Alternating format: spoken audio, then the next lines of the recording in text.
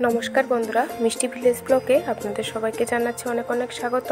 তো আপনাদের সঙ্গে আজকে শেয়ার করব গ্রামে গরমকালে দুপুরবেলায় কিভাবে আম মাখা বানানো যায় সেই রেসিপিটা। তো প্রথমে আমরা গাছ থেকে আমগুলোকে পেড়ে নিয়েছি, এরপর ভালো করে ধুয়ে নিতে হবে। ভালো করে ধোয়া হয়ে গেলে আম থেকে আমের খোসাটা ছাড়িয়ে নিতে হবে। তো দেখতেই পাচ্ছেন কিভাবে আমরা ছাড়িয়ে নিয়েছি। এরপর আবার ভালো করে ধুয়ে নেব, কারণ আমের যে সাদা কষটা থাকে সেটা যাতে না থাকে। এবার একটা গ্রেটার দিয়ে আমগুলিকে ভালো করে ঘষে নেব। সাবধানে করে নিতে হবে যাতে হাতে না লাগে, একটু সময়ও লাগবে। তো আপনারা দেখতেই পাচ্ছেন আমাদের আমগুলি গ্রেট করা হয়ে গেছে।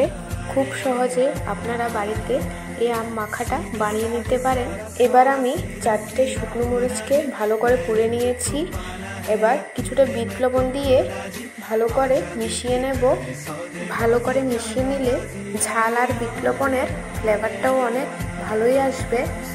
ভালো করে মিশিয়ে নেওয়ার পর এখানে আমি একটা পাকা তেঁতুল নিয়ে নিয়েছি। এটাকেও এবার বিট নুন আর পোড়ামরিচ মাখার মধ্যে মিশিয়ে নেব। ভালো করে মিশিয়ে নিলে স্বাদটাও অনেক ভালো আসবে। তো আপনারা দেখতেই পাচ্ছেন আমি কীভাবে মিশিয়ে নিচ্ছি। অনেক রকম করে আম মাখা খাওয়া যায়, এভাবেও খেয়ে দেখবেন কেমন লাগে। ভালো করে মিশিয়ে নেওয়া হয়ে গেলে এবার আমি এতে চিনি দিয়ে দেব। তো আপনারা আপনাদের পরিমাণ মতো দিয়ে দেবেন। আপনারা কতটুকু টক বা মিষ্টি খাবেন সেই অনুযায়ী দিয়ে দেবেন। তো আমার কাছে টকটাই ভালো লাগে, মিষ্টি ভালো লাগে না, সেজন্য আমি চিনির পরিমাণ কম দিয়েছি।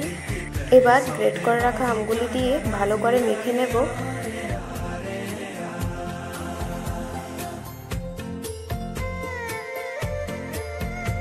ভালোভাবে মেখে নেওয়ার পর এবার আমি এতে কিছুটা পরিমাণ কাঁচামরিচ কুচি দিয়ে দেব। এবার আমি বাড়িতে বানানো স্বাদ মতো কুলের আচার কিছুটা দিয়ে দেব। সব কিছু দিয়ে দেওয়ার পর এবার আবার ভালো করে মেখে নেব।